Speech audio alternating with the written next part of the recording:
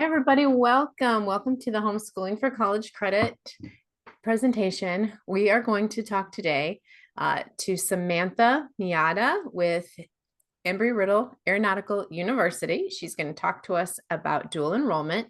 Thanks for joining us, Samantha. Thank you for having me.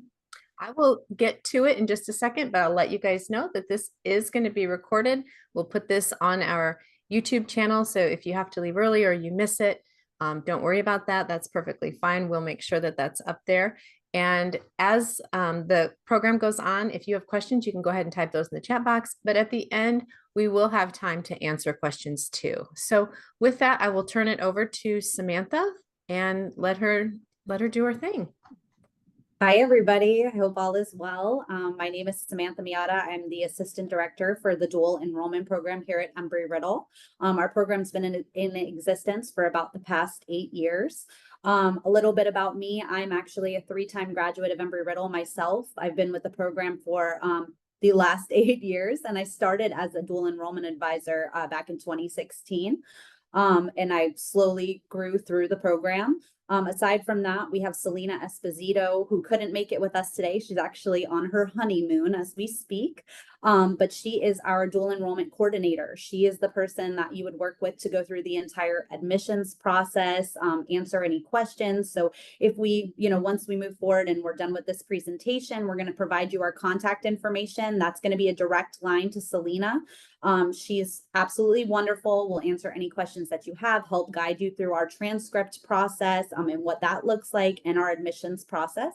And then Danielle is our dedicated DE advisor. So every student gets a specific advisor. Danielle is our sole advisor for the program. She knows the ins and outs of dual enrollment. She understands the dynamic, as far as these being underage students, working with parents. So that's really wonderful. Some different things about our team that you might not find at other universities is that we completely understand the parent-student dynamic and the homeschool dynamic. It's very important for us that the parents all be part of our process and be involved. What we found is that leads to a much more successful journey for the student when we're all conversing together, making sure that the students have what they need and are doing what they're supposed to be doing. So I know that there's FERPA, which is, I don't know if you're familiar with it, but it's federal regulation. And a lot of universities, it's very difficult for parents and staff to be able to discuss student information. But for us, we actually utilize something called auxiliary access, which allows us to communicate with the parents and any necessary stakeholders in the student's situation. So that leads for a really well-rounded environment for every student. So just getting right into it, what is dual enrollment? So dual enrollment is an opportunity that offers high school students the ability to earn college and high school credit simultaneously. There's a few different terms that you may hear when in regards to dual enrollment, one of them being joint credit. So joint credit is when a student earns credit to be solely applied on the college side, and dual credit is when they get credit on both the high school and dual enrollment, college side. So I like to explain those terms because a lot of times, I know this is especially true even in a public school setting, you have issues with credit being accepted by the state, by, the homeschool umbrella, just depends on the situation. With that being said, what we try to do is, allow parents to understand that still, even if a student doesn't earn credit on the high school side, they're still able to take classes and they would get joint credit, which is a benefit. And I'll explain that, the reasoning behind that later on. So our program specifically, what are the requirements? Obviously, you must be a high school student and have completed at least one semester of 9th grade. Our program serves students in both, through 9th through 12th grade, and they must have at least a minimum CGPA of a 2.75. Generally, what we're looking at when we are looking at a homeschool transcript is that we would have you, the homeschool admin or the umbrella, fill out the form. We would provide it to you. It just asks a series of basic information, such as what is the student's interest? Are they pursuing a pilot's license? Have they ever taken any AP or CLEP? Just tries to, give us a little bit more information about the student and their academic progress overall. Additionally, what we look for is that a student can handle rigor in subjects such as math, English, science, all of those core subjects, because those are going to be very critical for all of the classes that they'll be taking with us through our program. So some of the subjects that we offer. So we are different in the fact that we are known as the Harvard of the skies. We have a very strong tie to the aviation community. The programs that we offer through the dual enrollment program are aeronautics, engineering, aviation maintenance, unmanned systems, technical management, the aviation business administration, and then general studies. And as far as associate's degrees, we offer associate's degrees in a variety of different areas. This is just a few listed here, but we do have several other ones that we are currently working on getting out there. So such as our business degree, our management degree. So we're starting to come out with more in unmanned systems as well. So any of our full suite of associate's degrees are available to be earned through our program for these students. Typically, if a student is interested in working towards an associate's degree and the goal there is to finish that by high school, I generally recommend that a student start as early as possible, close to that 1 semester of 9th grade as they can get. And the reason for that is because then they can work at their own pace. The way that our course structure is, and I'm going to go into this on the next slide, is they are 9 weeks in length, and our courses are asynchronous. So we have no live meeting times or lectures, but there are assignments due weekly.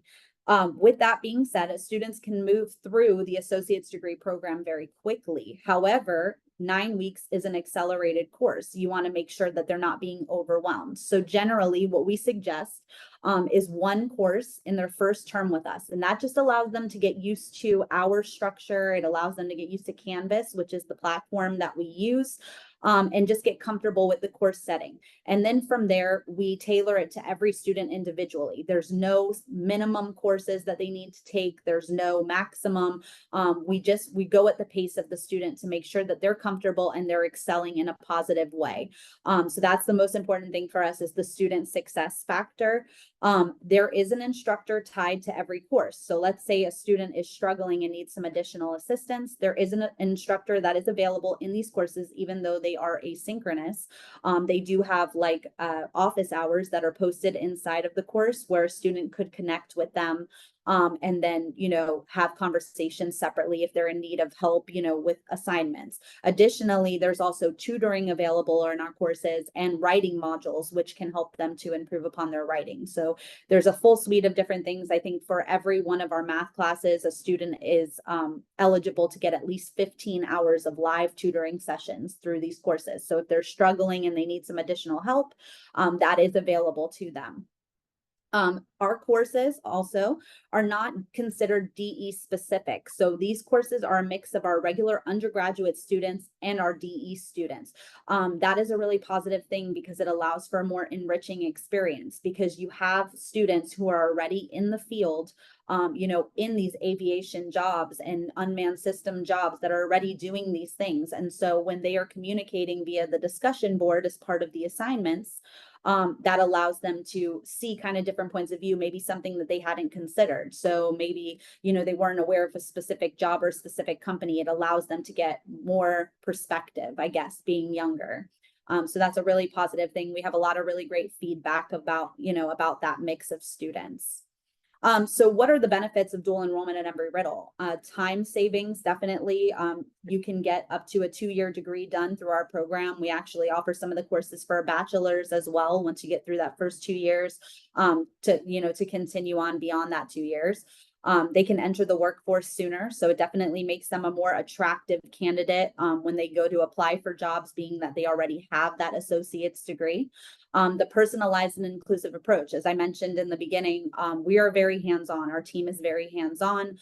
We will reach out to you weekly and let you know how your student is progressing. So it's not a situation where we're going to just drop the student into a course and then you're never going to hear from us.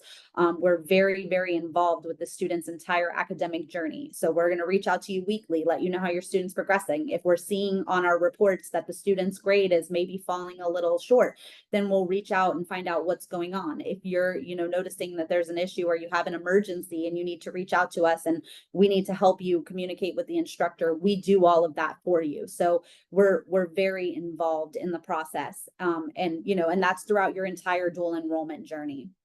Aside from that, though, cost savings, which is a big one. So anybody that's interested in coming to Embry-Riddle overall, it is a very expensive school, just truth be told. Our residential campuses are $16.95 per credit hour. Majority of courses are anywhere from 3 to 4 credits. Our worldwide rate, which is our online program that our dual enrollment program is built out of, is $485 per credit hour. And then our dual enrollment program is offered at the military rate, which is $250 per credit hour. And that's available to everyone. They don't have to be military. But if you were to become an undergrad, unless you are military, you would not be able to get that rate. So it is a huge cost savings overall when you consider, the full degree, especially if somebody's trying to work toward that. Aside from that, there's no hidden fees or anything like that. We do not charge for our dual enrollment application. It's free to apply. And then the cost of books, it varies. Generally, what I'm seeing now is we are going toward more of an inclusive approach where books are starting to be included in a lot of the courses, which is again, a nice cost saving benefit. So how do you apply? You would complete your free dual enrollment application on our website. It's very easy. It's a form that takes like less than 5 minutes. Basically, it's just collecting your information and your parents' information to let us know, about a little bit about your specific situation. From there, our team will reach out, and then we will provide you with our homeschool transcript template. The form is very easy. It's found on our website. You'll just fill it out. It just asks basic information. I get a question a lot of times where homeschool parents will ask me, well, I don't have grades. So how do I, work around that? Generally, with homeschooling, I know that in every state, there's different policies and rules with regards to grades. I know in Florida, it's very liberal. Parents can kind of decide when a student has academically met what they need to. So what we generally say is you would just fill out the transcript based off of your, what you deem appropriate. So if you feel that the student has completed algebra and at a certain level, so if they had an A in algebra, then that's what you would put on our transcript. We rely solely on you to tell us what they've accomplished.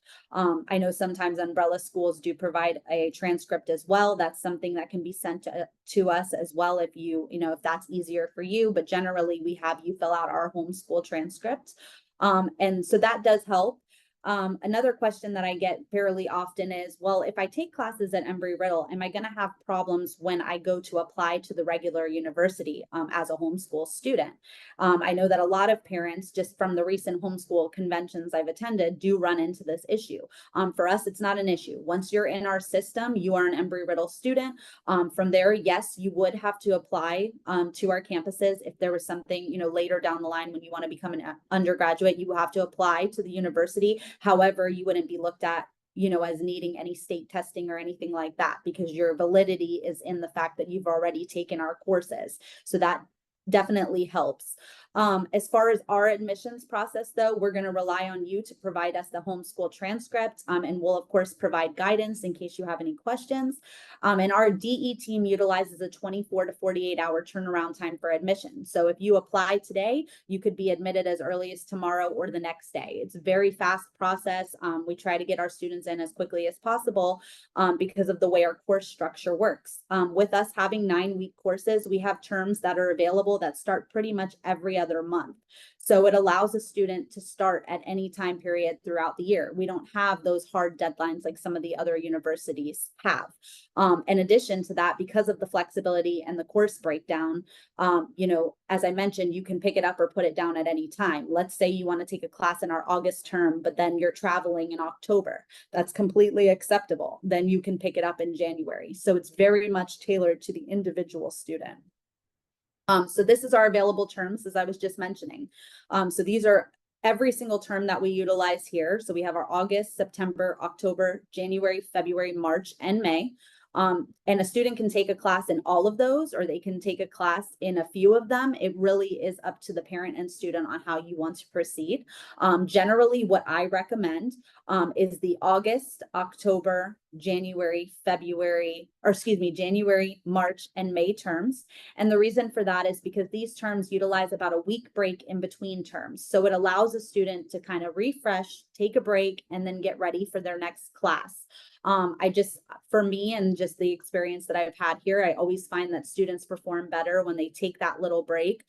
September term is great and our February term is great. However, they overlap with the other terms. So I just caution, unless you're in a pickle and you're trying to get some classes done before you graduate, senior year, I generally don't recommend those terms just because of the overlap. Additionally, by taking those terms that I mentioned, you have the ability to take one course in your first term, but then do two, and then maybe do three in the next term and not feel as overwhelmed. As far as our registration deadlines, generally it's about 10 days prior to term start. That allows students to get in, get ready, and feel good about what they're experiencing. And I actually just realized here, I apologize, this is supposed to be 2025. So 2025, not 2024, but this allows you to kind of see what our course schedule looks like. And we do have 80 plus courses available to students that they can take in a variety of different subjects, as I mentioned earlier, such as aeronautics, aviation maintenance, engineering, all of those things. But one question we get a lot is, well, what if I want to be a pilot? How do I get that licensing under my belt? We do not offer any licensing through our program because it is an online program. However, we can help you get the courses that you need in order to get ready for that ground school. We do have students that will earn an AS in aeronautics through us, and then they'll go to their local flight school and do an FAA training in order to get licensed. And then from there, if it is an FAA rated school, they'll bring those credits back to us once they get those licenses, and we can apply 6 credits for a private pilot's license towards their degree program. So that also helps. It can save money, especially for these students that are interested in potentially flying later down the road. So there's a lot of benefits. And every student situation is different. So I highly, recommend reaching out to us if you're unsure, and we can just talk you through the process and just let you know if it's right for you, but it is very tailored to your student. There's a lot of flexibility there. I know that Miss Jennifer is going to share this video, but before we go there, I just wanted to say, this is our contact information. Feel free to reach out to us anytime. You can reach us via email pretty much 24 hours. I always have my phone and it goes straight to my phone. And then that's our office line. So if you call there, you'll get Selena on the phone. And she's wonderful. She'll guide you through the process and answer any questions that you may have as well. And then below is our website. I highly suggest checking it out. It has a lot of great information as well as some of our success stories, that we've seen recently coming out of the program. We just had a student who graduated with his AS degree. This is him here, Noah. He was just the youngest student ever to be accepted to the United Aviate program at United Airlines. We just had another student as well. Her name is Brenda, and she just was accepted to the school in Texas, but she is going to be voted the best meteorologist out in Texas. So we've had a lot of success stories coming out of the program, and it's been a really positive run. And we would love to partner with you and have your student be our next success story. Thanks, Samantha. Are you okay if we hit on a couple questions before the video? Certainly, of course. Okay, so we have a question in the chat box, and because that isn't going to be visible to the people who are watching the video, I'm going to read those questions as they come up. Okay. The question is, can you talk briefly about the CLEP acceptance and any possible transfer credits that might come in? Many of our families have dual enrollment credits from other schools, perhaps even local schools. And I think the question is, could those count towards the associate's or the bachelor's degree? Certainly, that's a wonderful question. I'm so glad we're touching on this. So yes, so to answer the first part of the question, we do accept CLEP here at Embry-Riddle, as well as AP, Dante's, a variety of different testing that takes place. With CLEP, they are limited to 15 credit hours that the university will accept for any student. That's not just dual enrollment, that's overall. As far as transferability, so we are a private institution. I always tell my students and parents, yes, we will look at any credits that you have that you are trying to transfer in when we're going through this process. So with our admissions process, we are very in depth. When you apply, we're going to reach out and we're going to ask you a series of questions to understand what you have in your background, such as you mentioned, CLEP, AP, dual enrollment. And the reason why we do that is because we don't want a parent duplicating, or a student duplicating credits and a parent having to pay to duplicate these credits. We recognize the fact that this is a self-paid program. So our goal is to save you money. We want to make sure that we are not, hurting the student in any way and duplicating their efforts. So it's very important to us that we have this information.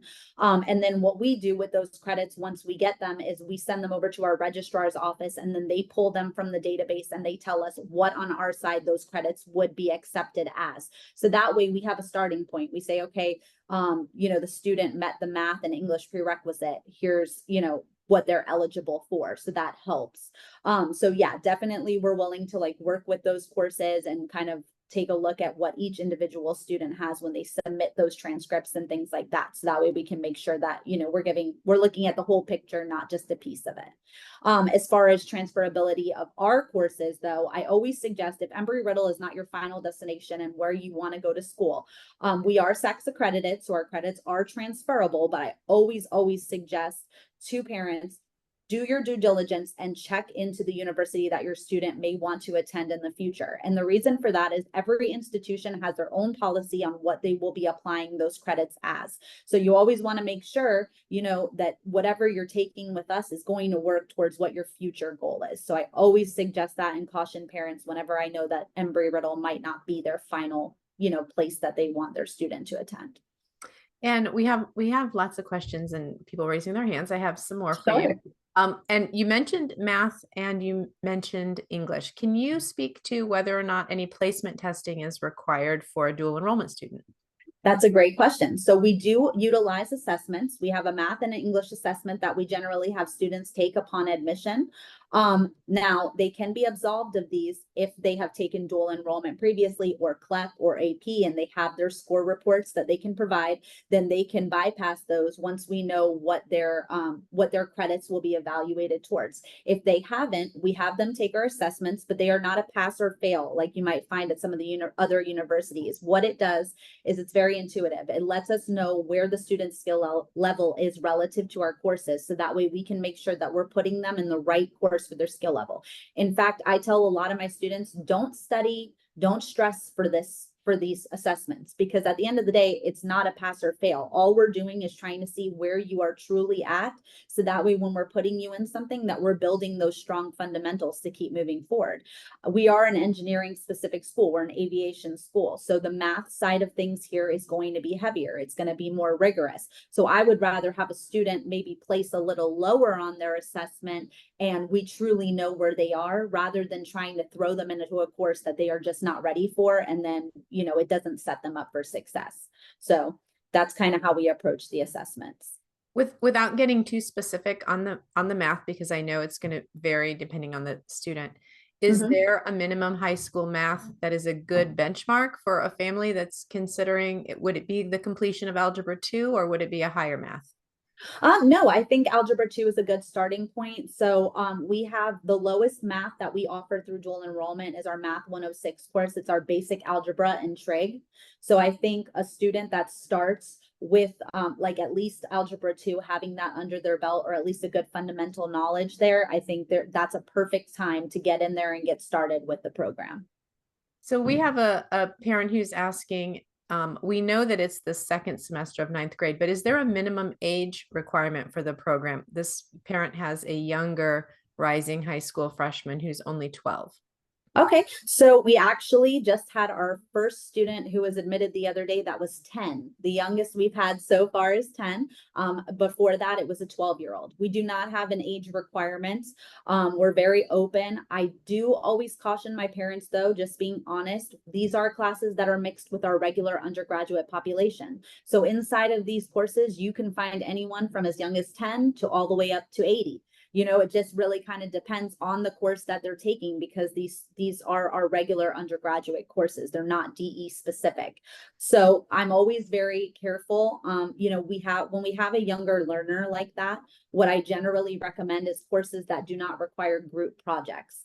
Just because in order, you know, for the student to not feel uncomfortable, but also the person on the other side of that. So we try to be very selective when we are, you know, making course suggestions. So what we might do in a situation like that with a 12-year-old, we might start them out with some of our general education courses or some of the courses that don't require those group projects, especially true if we're working towards an associate's. And then once they get a little bit more, you know, ready and comfortable and ready to take on those classes, then we'll start looking at, okay, this class may have a group project. It's a required class. Okay, is the student ready for this? And then we go from there. And speaking of the associate, we did have a question in the chat about how many credits an associate's degree is. And I did answer that that was 60 credits. Is that accurate? Or your associate's degree is 60? Yeah, so it varies between 60 and 65. Our engineering degree program is 65 credits. And then are your bachelor's about 120? Yes, correct. Okay. Now, if you have a student who is considering not getting the associates, but they are definitely planning a bachelor's degree, can they still work with the advisor to choose courses that are going to count towards their Embry-Riddle bachelor's degree? Absolutely, yes. So the way that our AS degrees work, they are considered the first 2 years of our bachelor's degrees. So when you're going towards an associate, you don't have to get the associate's degree, but you're going to be taking those courses that are needed for that anyway, which is why I generally suggest it. Because if they, and so that's kind of a twofold question. There is specific programs such as aeronautical science, such as aerospace engineering. There's a few of them that are Daytona Beach campus specific. So you can't take the full associate's degrees online. However, like with our AS in engineering fundamentals, that's considered the first 2 years of our aerospace engineering degree. So they're working towards that bachelor's even while they're working towards the associates, but it's not a requirement that they must, you know, complete the associate's degree. They can also come in and take classes a la carte. Let's say that it's, you know, they may be getting classes a little bit cheaper at the local community college, such as English or, you know, just speech, things like that. Then by all means, we highly suggest that. We understand that money is a factor. We are an expensive, you know, more expensive program than most of the universities that you'll find when it comes to dual enrollment, being that we don't participate in a lot of the state funded programs. So because of that, we totally understand. And that's why we want the parent to, if these students are taking classes, you know, dual enrollment, CLEP, those things, that they're providing that to us. So that way we can make sure that when we're advising, we're giving them the correct information. We're not duplicating those credits and they feel comfortable. Excellent. And one of the parents is asking, if a student finishes an associate's degree, do you have an in-person commencement ceremony that can be attended? That's a great question. So yes, we do. We have them all over the United States. So we've had students attend quite a few of them, all the way out from, you know, Washington to Daytona Beach, Florida is our main one. But yes, they can attend in person. Generally, I try to be there to greet them and be there when they come off stage to just, you know, have that moment with them. So yes, we do have that all the time. Excellent. And can you speak to the question about the associates in aeronautics? A person is asking, the student is in 12th grade. Is there enough time to complete an associate's degree in aeronautics if they're in 12th grade? If they're in 12th grade, unfortunately, there wouldn't be enough time to complete the full associate's degree. Generally, I say the sweet spot for an associate's degree is anywhere, you know, middle of 9th to 10th grade start. And the reason for that is because you don't want to be rushing through. While we do utilize these 9-week courses, it wouldn't be a situation where we'd put a student in like 5 classes to start, because these classes are going to be heavy. It's going to be a lot of writing, especially true in the aeronautics degree program. Our intro to aeronautical course has several papers within that course. So rather than trying to rush it, my suggestion, especially if this is somewhere they want to attend and in order to not hurt their GPA later on, I would say, you know, have them take a couple classes that would work towards that degree program, but don't rush it. You know, a lot of times, you know, students will get excited about the program and that's wonderful, but I don't think a lot of times students realize the long lasting impact of what dual enrollment does to their GPA when it doesn't go the right way. And so that's where we always try to be honest and educate the student and the parent, because at the end of the day, these classes are going to follow your students. So we want to make sure that they are, performing well and they're doing well, because that can also impact them for financial aid later on if they don't have a high enough GPA. So we just try to make sure that we make all of this information available to our parents and students, and we're cautious when we're making suggestions to the student. It's exciting to take 5 classes, right? But at the same time, it doesn't benefit if the student's failing and struggling and getting stressed out. I'd rather have a student take 1 or 2 classes and be doing great and knocking it out of the park where their GPA is not getting damaged than rushing into it and taking too many classes and then failing and struggle. Because at the end of the day, this is their first interaction with a college setting. We want to make sure it's a positive one so they continue forward. Yep, that's exactly what we teach too. We want those early credits to be winners so Yeah. that your student buys in and understands that it's something, that they can work on and be successful at, rather than having a negative, first experience. We have a question about scholarships. Does Embry-Riddle offer scholarships for undergraduate students? And is there any advantage or extra scholarships if you're a dual enrollment student and then you apply for undergrad? That's a wonderful question. So we don't offer any scholarships to students for dual enrollment specifically. However, if a student takes a minimum of 6 credits through our program, we offer up to 6 scholarships per year that we put out there. 3 of them are half ride scholarships that can be redeemed at Worldwide, and 3 of them are full ride scholarships that can be redeemed at Worldwide. You have to have taken at least 6 credits with our program in order to be eligible for these, and they're available on a first come, first serve basis. And then they can be renewed up to 1 additional year. So I believe they cover about 24 credits a year. And we've had, several students utilize them, and the application process is very easy. You just fill out a form, and then the student submits an essay, just explaining a little bit about themselves, why they want this, so on and so forth. And then from there, our committee gets together and we choose the students that will get the scholarships based off their academic performance and so on and so forth. But yes, so there is scholarships for after. I know that the campuses also have scholarships as well for first-time students and things like that. I must admit, I'm not as familiar with those, only because we work at a Worldwide. But I do know there is scholarships out there that are available. And then also on that note, just so you're aware, we do participate in the Georgia funding program. So I know you mentioned that you have students all over the country and internationally as well. Georgia is one of the states that we do participate in that Georgia funding program. So they can utilize those 30 credits that the students get for free towards our program. So it pays for their tuition and books for them, for any Georgia resident that's taking a class there. And that's post high school, correct? No, that's during dual enrollment. During dual enrollment, they get 30 free credits. Yep, correct. It's a state-funded program in Georgia that's available to any student that's attending a Georgia high school. So yeah, and we are very well versed in the Georgia funding program. So if a student has any questions, we can walk them through what that looks like and how to go about getting and utilizing those credits. Excellent. We still have a lot of questions coming in. I want to give Sure. Erin just a minute if that's okay. Erin is one of our moderators here at Homeschooling for College Credit, and she is the one responsible for bringing you to our group today for the webinar. And I wanted her to share. She's got a very interesting story about why she was so interested in bringing Embry-Riddle on board, and why she's very excited about the program. And she shared a little bit about that with me, and I'm wondering if she'll take just a minute to kind of share that with you guys.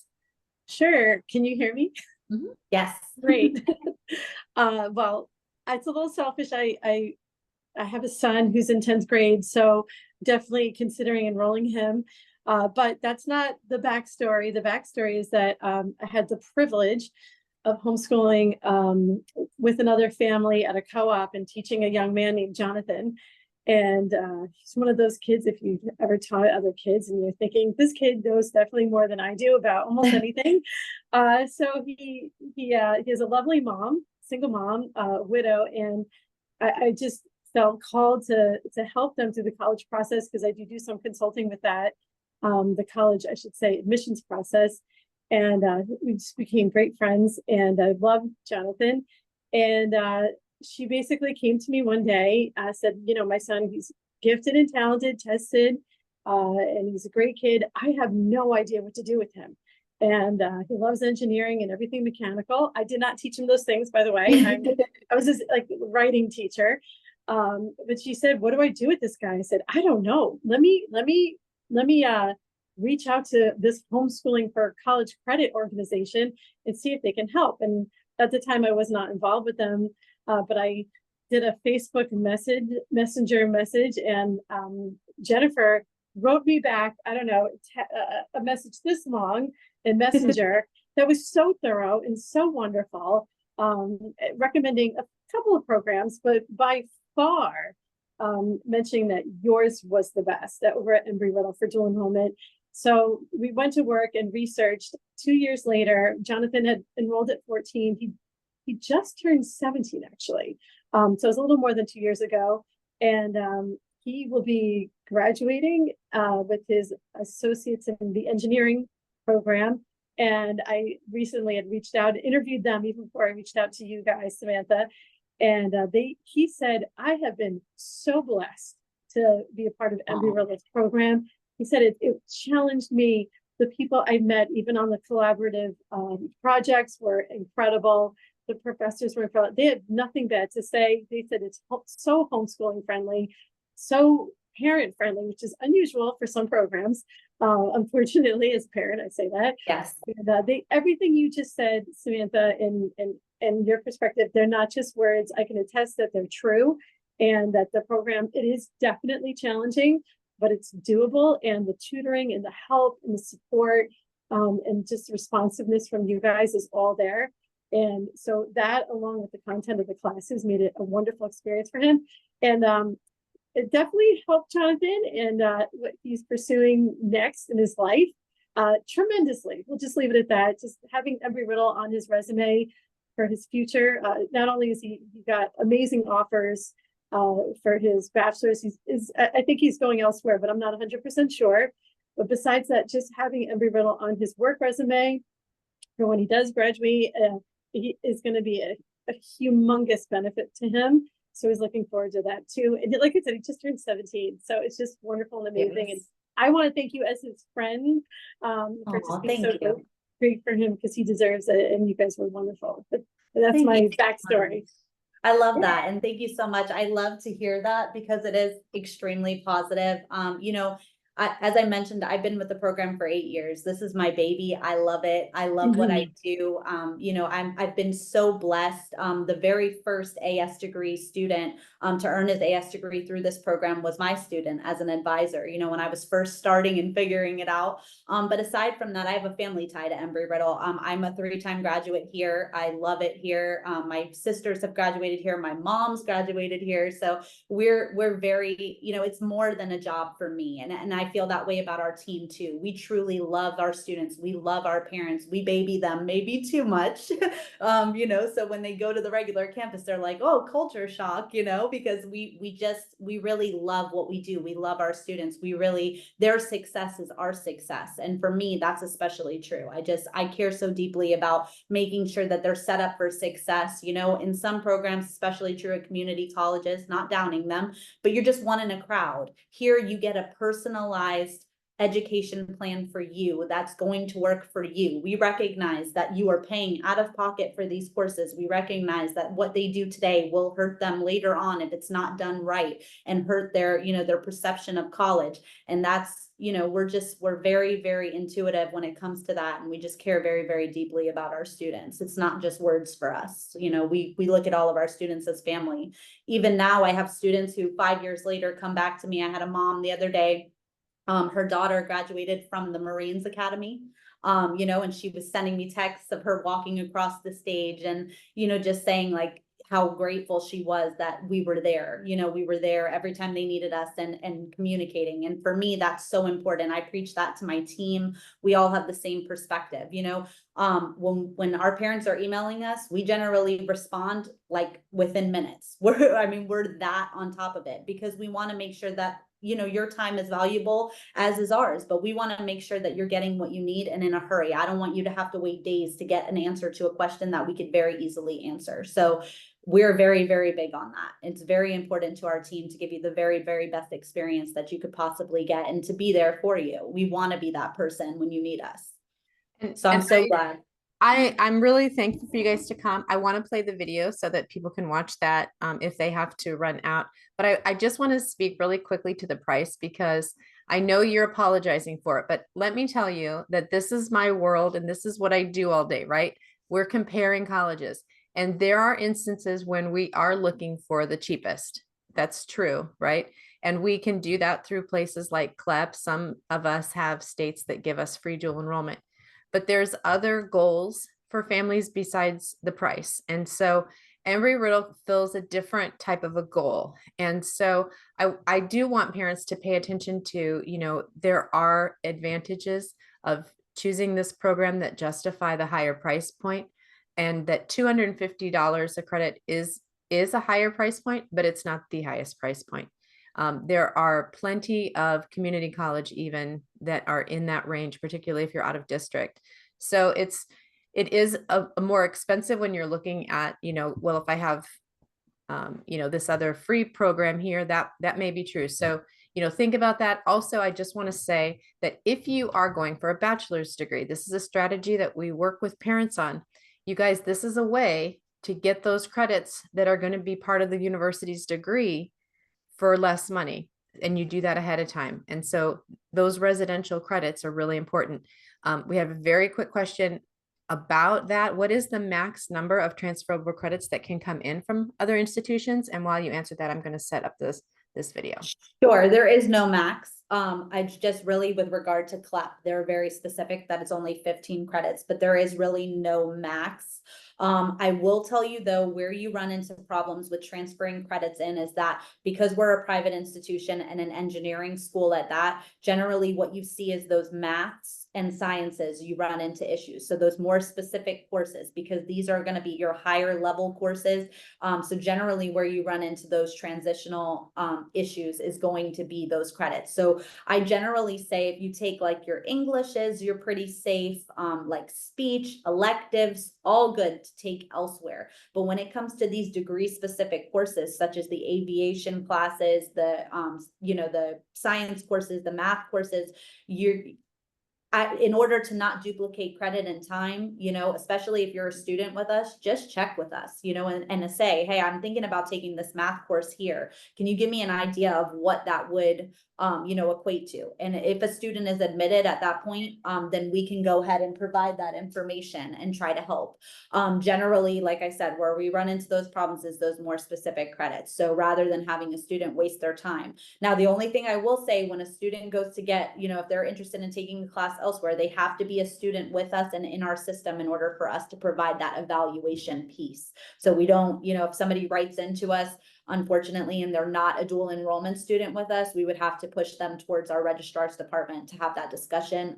Because keep in mind too, our students are not locked into a catalog. So these things change every single year. So if you're not a student with us, we can't guarantee that something today that may be counting toward our math 241, for example, is going to count the same in 4 years. It may change. So we always caution our parents and students on that. And we try to be very clear and honest when it comes to that. Yes, very good. Do you see the video screen? Yes. Okay. In the chat box, you guys, she said lock in the catalog. What in the world is that? So this is reading for another time. That is an explanation of what locking the catalog is. And with that, here's her quick video. Can you hear it okay? Yes. I'm majoring in Homeland Security. I enrolled in Embry-Riddle's dual enrollment program in high school. I was a dual enrollment student for my freshman through senior year, doing worldwide classes online. So this is my freshman year in college, but I had junior credits. So I had 55 credits towards my degree. Hey, I'm Laura Kilgore. I'm a civil engineering student here. When I enrolled in the Embry-Riddle worldwide classes, I was really just trying to fill it out. It did set me up, I think, for like success. I kind of had an idea in my mind of the expectations that the school had because I already knew like how to operate Ernie. I already knew the ins and outs of Canvas. Embry-Riddle offers a lot of learning technologies, one of them being Eagle Vision. You have Canvas and the Hunt Library that allow the professors to see what I'm doing, upload materials. It gives me greater access to my grades. I know what's going on. So Embry-Riddle really fits my personality. I'm kind of like quiet in nature, and I like having a relationship with my professors. And I'm in a very small degree program as it is, so I already know everybody. And something Embry-Riddle has taught me, and something I'd like to apply in my career, is to work remotely. So through the worldwide classes, I've learned how to communicate effectively online. And I would also like to do that in my career, so I can be working remotely and moving around the world and traveling while still being able to talk with people and do my job. Well, I plan to graduate from Embry-Riddle with a degree in civil engineering and ultimately my master's in business administration as well. Hopefully I'll take over the family construction business or do my own thing and start my own.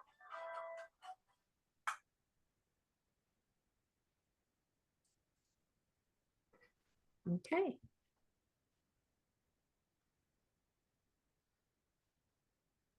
All right. Can you hear me? Yes. Okay. If anyone has any final questions, I'll say that this is last call for questions. And I'm going to just scan back through to make sure that we haven't missed any.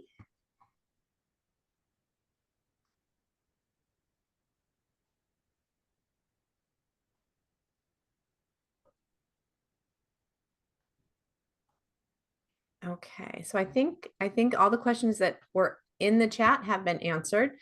Do you have any closing words, Samantha?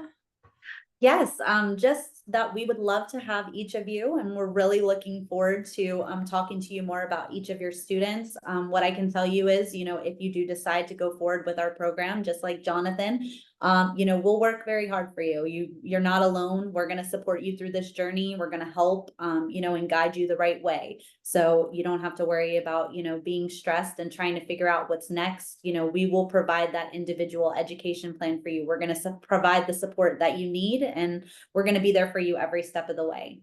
And I very much appreciate this opportunity to meet all of you, and I hope we'll talk very, very soon. Okay, so there is one question that I missed. My apologies on that. It was No worries.